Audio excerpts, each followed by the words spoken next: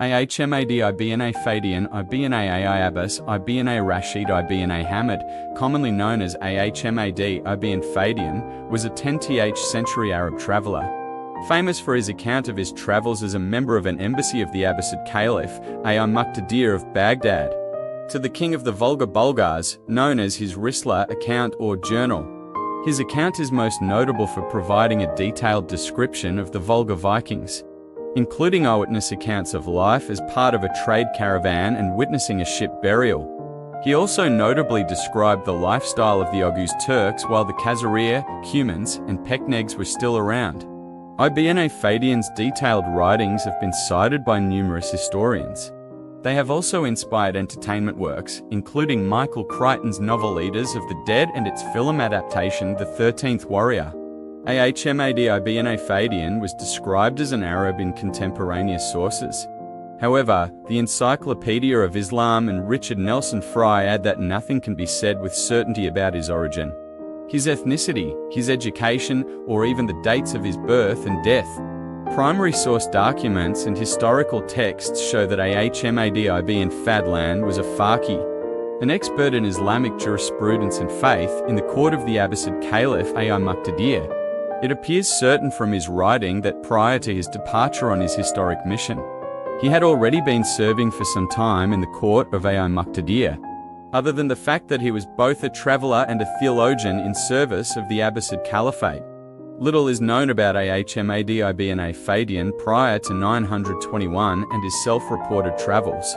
Ibn Fadlan was sent from Baghdad in 921 to serve as the secretary to an ambassador from the Abbasid Caliph Ahmad to the Iltbr vassal king under the Khazars of the Volga, Bulgaria, Armas. On June 21, 921-11, Safer A309, a diplomatic party led by Susan Rassi, a eunuch in the caliph's court, left Baghdad. Primarily, the purpose of their mission was to explain Islamic law to the recently converted Bulgar peoples living on the eastern bank of the Volga River in what is now Russia. Additionally, the embassy was sent in response to a request by the king of the Volga Bulgars to help them against their enemies, the Khazars. Ibn Fadian served as the group's religious advisor and lead counselor for Islamic religious doctrine and law. Ahmad ibn Fadian and the diplomatic party utilized established caravan routes toward Bukhara, now part of Uzbekistan. But instead of following that route all the way to the east, they turned northward in what is now northeastern Iran. Leaving the city of Gurgan near the Caspian Sea, they crossed lands belonging to a variety of Turkic peoples, notably the Khazar Khaganate, Oghuz Turks on the east coast of the Caspian, the Pechenegs on the Ural River, and the Bashkirs in what is now central Russia. But the largest portion of his account is dedicated to the Rus, i.e., the Varangians Vikings on the Volga trade route. All told, the delegation covered some 4,000 kilometers to 500 miles. Ibn Fadian's envoy reached the Volga, Bulgar capital on May 12, 922-12 Muharram 310. When they arrived, Ibn Fadlan read aloud a letter from the Caliph to the Bulgar Khan and presented him with gifts from the Caliphate.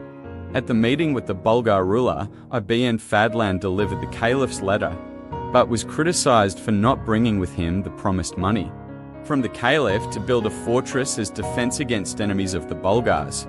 Ethnographic writing, manuscript tradition. For a long time, only an incomplete version of the account was known. Transmitted as quotations in the Geographical Dictionary of Yako under the headings Adil, Bashgird, Balha, Khazar, Khwarizm, Rus, published in 1823 by Christian Martin Fran. Only in 1923 was a manuscript discovered by Zeki Validi Togan in the Estain Quds Museum, Mashhad, Iran. The manuscript, Razawi Library, MS 5229, dates from the 13th century 7th century Hijra and consists of 420 pages to 10 folia.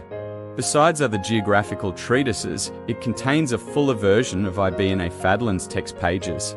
390,420. Additional passages not preserved in MS 5229 are quoted. In the work of the 16th century, Persian geographer Emin Raza called Haftiklim's 7 climbs. Neither source seems to record Ibn Fadlan's complete report. Yako offers excerpts and several times claims that Ibn Fadlan also recounted his return to Baghdad, but does not quote such material. Meanwhile, the text in Razawi Library MS 5229 breaks off part way through describing the Khazars. Account of the Volga Bulgars. One noteworthy aspect of the Volga Bulgars that Ibn Fadlan focused on was their religion and the institution of Islam in these territories. The Bulgar king had invited religious instruction as a gesture of homage to the Abbasids. In exchange for financial and military support, and Ibn Fadlan's mission as a Faqih was one of proselytization as well as diplomacy. For example, Ibn Fadlan details in his encounter that the Volga Bulgar Khan commits an error in his prayer exhortations by repeating the prayer twice. One scholar calls it an illuminating episode in the text where Ibn Fadlan expresses his great anger and disgust over the fact that the Khan and the Volga Bulgars in general are practicing some form of imperfect and doctrinally unsound Islam. In general, Ibn Fadlan recognized and judged the peoples of Central Eurasia he encountered by the possession and practice of Islam, along with their efforts put forth to utilize, implement, and foster Islamic faith and social practice in their respective society. Consequently, many of the peoples and societies to Ibn Fadlan were like asses gone astray. They have no religious bonds with God, nor do they have recourse to reason. Account of the Rus. A substantial portion of Ibn Fadlan's account is dedicated to the description of a people he called the Rs or Raya. Though the identification of the people Ibn Fadlan describes is uncertain, they are generally assumed to be Volga Vikings. The traders were likely of Scandinavian origin, while their crews also included Finns, Slavs, and others. The Ayers appear as traders who set up shop on the river banks nearby the bowler camp. They are described as having bodies tall as date palm trees, with blonde hair and ruddy skin. Each is tattooed from the tips of his toes to his neck with dark blue or dark green designs, and all men are armed with an axe, sword, and long knife.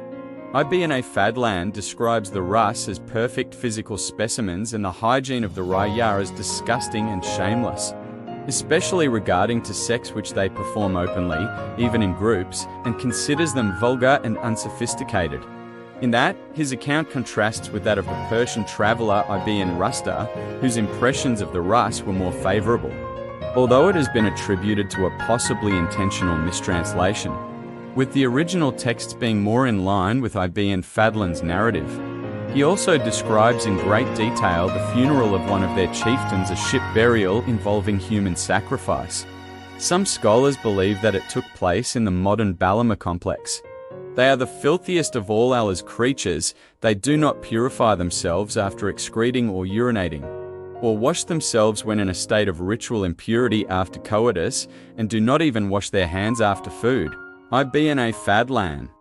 Ahmad Ibn Fadlan is a major character in Michael Crichton's 1976 novel Eaters of the Dead, which draws heavily on Ibn Fadlan's writings in its opening passages.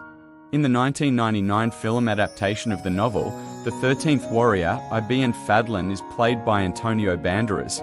Ibn Fadlan's journey is also the subject of the 2007 Syrian TV series Saqf Ai Alam. Samira Sam Ai Abbas, a main character from Magnus Chase and the Gods of Asgard, as well as her betrothed, Amir Fadlan, are said to be descendants of Ahmad Ibn Fadlan. In the 2003 Anim planets, the body of an astronaut named Ibn Fadlan was buried in a metal coffin by being sent to the depths of space. However, although he says that he belongs to space, he somehow returned to his world environment and was perceived as space debris. Like Ibn Fadlan as a real-life voyager, the retired astronaut says something important.